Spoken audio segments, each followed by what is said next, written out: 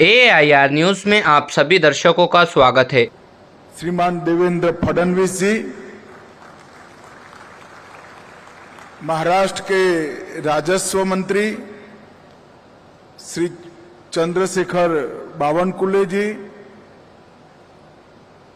भाई समीर मेघे ji, Shri Jean Touboul ji, CEO पernod Ricard India, Shri Sunil Manohar ji, Shri Ajay Sancheti ji, Shri Prasanna Mohile ji, Shri Shailesh Joglekar ji, Shri Anand Pathak ji, Shri Anand ji, और आज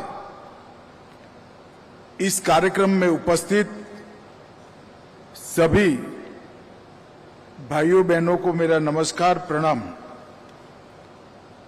आज नेशनल कैंसर इंस्टीट्यूट के एक नए स्वस्ति निवास के भूमि पूजन के मौके पर मैं आप सबके सामने उपस्थित हूं। ये मेरे लिए बहुत हर्ष की बात है। ये बात सही है कि मुझे आना था नेशनल कैंसर इंस्टीट्यूट के उद्घाटन समारोह में, मगर उस वक्त मणिपुर में कुछ घटनाएं होने के कारण मैं आ नहीं पाया था। 2023 से 25 तक देवेंद्र जी को मैंने वादा किया था कि मैं इंस्टीट्यूट के अगले कार्यक्रम में जरूर आऊंगा, तो देवेंद्र जी का फिर से निमंत्रण आते ही मैंने तुरंत निमंत्रण स्वीकार कर यहां आने का। यहां आते वक्त नेशनल कैंसर इंस्टीट्यूट के लिए काफी सारी चीजें मुझे मालूम थी, मगर आज इस सार्वजनिक कार्यक्रम में मैं सबके सामने कहना चाहता हूं, मैंने बहुत ग्रोइंग इंस्टीट्यूशन देखे हैं। कई सारे ग्रोइंग इंस्टीट्यूशन का मैं हिस्सा भी रहा हूं, और मैं स्पष्ट रूप से मानता हूं कि आने वाले दिनों में भारत के सबसे अच्छे कैंसर इंस्टीट्यूट में अपना ये नेशनल कैंसर इंस्टीट्यूट शामिल होगा। क्योंकि जिस इंस्टीट्यूट के पीछे कर्मठ लोग होते हैं, जिस इंस्टीट्यूशन की नींव में सेवा का भाव होता है, और जो इंस्टीट्यूशन चलाने में समाज में कोई दुखी न रहे ऐसी उदात्त कल्पना होती है, वो ही इंस्टीट्यूशन पनपते भी है, बढ़ते भी है और लंबे समय तक सेवा करते हैं। मित्रों, आज देवेंद्र जी और शैलेश जी दोनों यहां बैठे हैं। उनकी उपस्थिति में बोलना मेरे लिए थोड़ा क्षोभजनक है, मगर मैं दोनों का विशेष जिक्र करना चाहता हूं। दोनों के व्यक्तिगत जीवन में, परिवार में कैंसर बड़ा दुख लेकर आया, नुकसान भी किया, परंतु दुख और वेदना को समाज सेवा के संकल्प में परिवर्तित कर लाखों लोगों के दुख में सहाय रूप होने का विचार बहुत कम लोगों को आता है। और ये दोनों महानुभावों ने जब ये विचार किया, देवेंद्र आज तो भारत के अर्थ राजधानी वाले राज्य के मुख्यमंत्री हैं और दूसरी बार बने, परंतु जब विचार किया तब यह स्थिति नहीं थी। उस वक्त एक कल्पना करना कि हमारे परिवार पर जो दुख आया है, हमारे परिवार पर जो आपदा आई, ऐसी आपदा जिन जिन के परिवार में आए, इस सब के लिए एक स्थान ऐसा बनाना कि सरलता से वो दुख का निवारण हो सके, उनके परिजनों का इलाज हो सके। और देखिए साहब, शुभ संकल्प जो होता है, इसको आशीर्वाद ईश्वर का भी मिलता है, समाज का भी मिलता है। और आज वो बोया हुआ बीज हमारे सामने एक वट वृक्ष बनकर यहां पर खड़ा है और हजारों लोगों के जीवन में से दुख दूर करने का काम कर रहा है। मित्रों, पश्चिम के देशों में अस्पताल का कंसेप्ट अलग है और हमारे समाज की रचना, हमारी कुटुंब व्यवस्था और हमारे परिजनों के प्रति लगाव, ये हमारी संस्कृति अलग है। पश्चिम के देशों में जब कोई बीमार होता है तो पेशेंट को अस्पताल के हवाले करते हैं, जब रिपेयर हो जाता है, स्वस्थ हो जाता है, वो चला आता है। हमारे यहाँ परिवार में कोई बीमार होता है तो पूरे परिवार इसके साथ मन और लगाव के साथ जुड़ता है। देवेंद्र जी ने ठीक ही कहा, कई सारे अस्पतालों के अंदर आसपास में पड़े हुए लोगों को हम देखते हैं, क्योंकि उनका परिजन अस्पताल में इलाज कर रहा है, वो उससे दूर रहना नहीं चाहते। इसके साथ एक फीलिंग के साथ, एक प्रकार के दुख के सैर करने के भाव के साथ वो जुड़े हुए होते हैं। मगर अस्पतालों की भी मजबूरी होती है, कहां रखें, पेशेंट के लिए ही बेड नहीं होता है।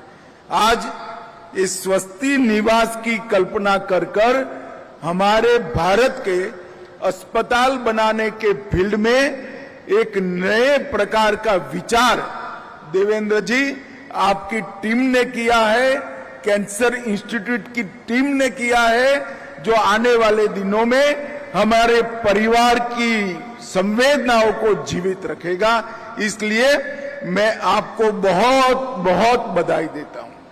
यहां कोई भी पेशेंट आएगा, एक रोड क्रॉस कर अब रोड भी क्रॉस नहीं करना, उसकी भी आयोजन है, तो एक ही रोड क्रॉस कर अपने परिवार के जन को देखकर आकर यहां आरामजनक रात्रि निवास कर सकते हैं, स्वास्थ्यप्रद भोजन भी प्राप्त कर सकते हैं और कम से कम खर्च में कर सकते हैं। ये आयोजन से आज इस कैंसर इंस्टीट्यूट को परिपूर्ण करने का काम संचालकों ने किया है। मैं सभी को बहुत बहुत साधुवाद देना चाहता हूं। मित्रों, यहां मैं जब आया हूं तब एक बात जरूर करना चाहता हूं कि आबाजी थत्ते सेवा और अनुसंधान संस्था द्वारा एक कैंसर इंस्टीट्यूट संचालित होता है।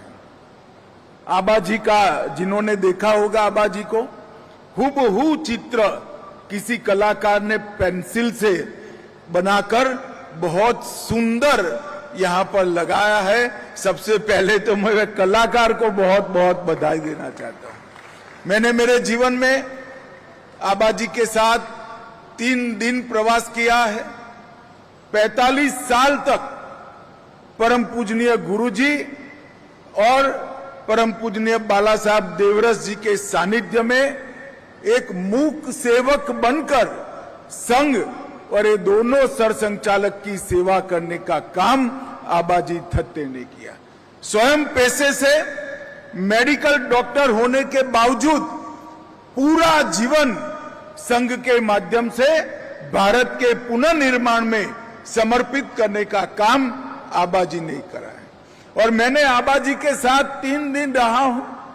इतना बड़ा त्याग, इतना बड़ा समर्पण, मगर चेहरे पर, व्यवहार में और व्यक्तित्व में कहीं अहंकार की बूंद भी न मिले, इस प्रकार का सालस व्यक्तित्व आबाजी थत्ते का था। और आबाजी के नाम से उनके सेवा संस्थान द्वारा ये कैंसर इंस्टीट्यूट चल रहा है, तो निश्चित रूप से आबाजी और कई सारे समर्पित लोगों का आशीर्वाद इस इंस्टीट्यूशन को जरूर मिलेगा, इसका मुझे विश्वास है।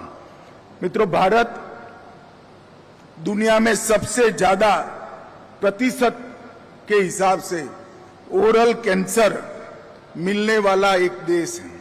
सर्वाइकल कैंसर की वजह से भारत में हर 8 मिनट में एक मौत होती है।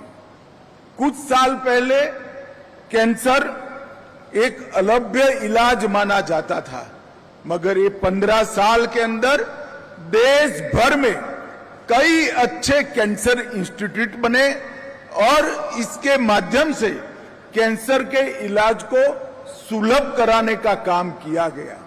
और ये इंस्टीट्यूट का स्थान जो तय किया है, मुझे बहुत बहुत बधाई देने का मन होता है, क्योंकि मध्य प्रदेश, तेलंगाना, छत्तीसगढ़ और महाराष्ट्र चारों के सबसे गरीब क्षेत्र के बीच में ये सेवा का प्रकल्प यहां पर प्रस्तापित हुआ है। आज मैं टूर कर कर भी अंदर आया, जो भी पेशेंट मैंने देखे मध्यम वर्ग, निम्न मध्यम वर्ग और गरीब वर्ग के दिखाई पड़े। इसका मतलब है अपने घर के नजदीक, अपने केवल एक आध दिन का ट्रैवलिंग कर इतनी कठिन बीमारी का लंबा इलाज यहां पर करा सकते हैं। बार बार कीमोथेरेपी, रेडियोथेरेपी लेने के लिए जब आना पड़ता है, तब ये ऐसे क्षेत्र में ये कैंसर इंस्टीट्यूट खुला है कि जिसको मैक्सिमम फायदा, सबसे ज्यादा फायदा इस समाज के गरीब वर्ग को होगा। 28 फरवरी 2015 से इसका निर्माण का शिलान्यास हुआ। 23 में पूज्य मोहन जी के द्वारा इसका उद्घाटन हुआ और आज इस स्वस्ति निवास बनाकर इसको परिपूर्ण करने का काम हो रहा है। मैं इसलिए सभी संचालकों को बहुत बहुत बधाई देना चाहता हूं। मित्रों, विगत 10 वर्ष में भारतीय जनता पार्टी की नरेंद्र मोदी जी के नेतृत्व वाली सरकार ने इस देश के स्वास्थ्य परिदृश्य को बहुत बदला है। 10 साल पहले अगर किसी को गंभीर बीमारी हो जाए और व्यक्ति गरीब है तो वो कोई इलाज कराना नहीं चाहता था। इसके मन में चिंता थी, शायद मैं बीमारी से बचूं न बचूं, अगर बच भी गया तो ऋण का बोझ इतना हो जाएगा कि मेरी आने वाली एक पीढ़ी ये ऋण को नहीं भर पाएगी। नरेंद्र मोदी जी ने देश के 60 करोड़ गरीबों के लिए 5 लाख तक का सभी इलाज मुफ्त कर दिया है। और इसके साथ साथ महाराष्ट्र की तरह जहां डबल इंजन सरकारें हैं, उन लोगों ने भी अपनी राशि जोड़ी है। इसमें मुख्यमंत्री और प्रधानमंत्री की विशेष सहायता को जोड़िए तो लगभग 25 लाख तक किसी को, गरीब को 4 आना भी खर्च करने की जरूरत नहीं रहती। और इसके कारण देश के 60 करोड़ गरीबों के जीवन में बीमारी के समय में लड़ने का एक हौसला आया है। बीमारी के बाहर निकलकर फिर से अपने परिवार के साथ रह पाएंगे, ऐसी आशा का जन्म हुआ है। और मोदी जी ने न केवल 5 लाख रुपए का इलाज फ्री किया, सस्ती दवाइयों की दुकानों की श्रृंखला कर दी और इसके साथ साथ सबसे बड़ा जो तकलीफ था वो डॉक्टरों को था। आज मैं आप सभी को बताना चाहता हूं, इस 11 साल में 2014 में देश भर में 7 एम्स थे, अब 23 एम्स अप्रूव हो चुके हैं। आजादी से 2014 तक 7 बने थे, अब 23 अप्रूव हो चुके हैं। एक कैंसर इंस्टीट्यूट के पास ही एक बहुत बड़ा एम्स का अस्पताल बनने वाला है, वो सभी दर्द का इलाज करेगा। मेडिकल कॉलेज 2014 तक देश भर में 387 थे, आज 780 बन चुके हैं। एमबीबीएस की सीट की संख्या देश भर में 2014 तक 51,000 थी, आज 1,18,000 एमबीबीएस डॉक्टर हर साल पास होकर बाहर निकल रहे हैं। और पीजी सीट की संख्या 31,000 थी, इसको बढ़ाकर 74,000 तक करने का काम किया है। ये कांग्रेस के लोग जब घूमते हैं तब कुछ भी बोलते हैं, इनका ये संस्कार है। और मैं जब बात करता हूं तो उनको बहुत बुरा लगता है, मगर आज मैं उनको फिर से एक बात बताना आया हूं। 2013-14 में सरदार मनमोहन सिंह की अंतिम कांग्रेस सरकार का बजट, स्वास्थ्य का बजट 37,000 करोड़ था और 2025-26 में मोदी जी ने 1,35,000 करोड़ का सिर्फ स्वास्थ्य का बजट इस पार्लियामेंट में पारित किया।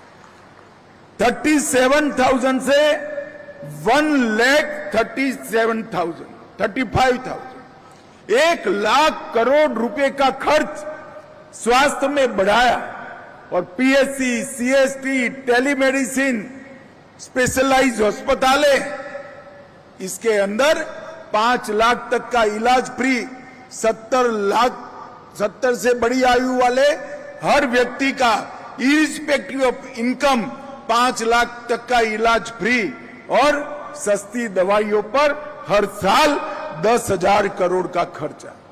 ये सब मिल मिलाकर आज देश के स्वास्थ्य के परिदृश्य के अंदर मोदी जी ने बड़ा परिवर्तन किया है और बीमारी ही ना आए इसके लिए अंतर्राष्ट्रीय योग दिन से शुरुआत की, फिट इंडिया की शुरुआत की, खेलो इंडिया की शुरुआत की, हर घर में शौचालय बनाया, हर घर में पीने का पानी का नल पहुंचाया और हर घर में चूल्हे को निकालकर साफ ईंधन का गैस का बोतल भी लगाया। बीमार होने वालों की संख्या को कम किया और बीमार को रिपेयर करने वाले बजट में बढ़ोतरी कर इस देश के पूरे स्वास्थ्य क्षेत्र को, स्वास्थ्य के फील्ड में बहुत अच्छा परिवर्तन नरेंद्र मोदी जी लाए हैं। भारतीय जनता पार्टी की सरकार लाई है और जहां जहां भारतीय जनता पार्टी की सरकारें हैं वो सभी जगह इसका एक अच्छा इकोसिस्टम भी बना है। फिर भी मैं मानता हूं सरकार अकेला समाज को स्वस्थ नहीं रख सकती। इस प्रकार के इंस्टीट्यूट जो समाज के बल पर चलते हैं, समाज सेवा के आधार पर चलते हैं, वो हमारे देश के स्वास्थ्य क्षेत्र की रीढ़ की हड्डी। और यहां पर आबा जी के नाम से चलने वाली संस्थान द्वारा संचालित ये नेशनल कैंसर इंस्टीट्यूट आने वाले दिनों में पूरे देश में सबसे अच्छे कैंसर इंस्टीट्यूट में नाम निकालेगा, इसका मुझे पूरा भरोसा है। आज देवेंद्र जी ने भी कहा है, मैंने उनको सुझाव किया था कि यहाँ रिसर्च का भी काम होना चाहिए, इन्होंने इस बात को स्वीकार किया है। मैं देवेंद्र जी को विश्वास दिलाना चाहता हूँ, रिसर्च फैसिलिटी के लिए इस इंस्टीट्यूट को जो भी मदद की जरूरत होगी मैं जरूर करने का प्रयास करूंगा। फिर से एक बार सभी को, विशेष रूप से इसके साथ जो डॉक्टर मनोयोग के साथ लगे हैं वो, और शैलेश और बाकी सारे लोग जो संचालन में लगे हैं, इस सभी को बहुत बहुत साधुवाद, अभिनंदन।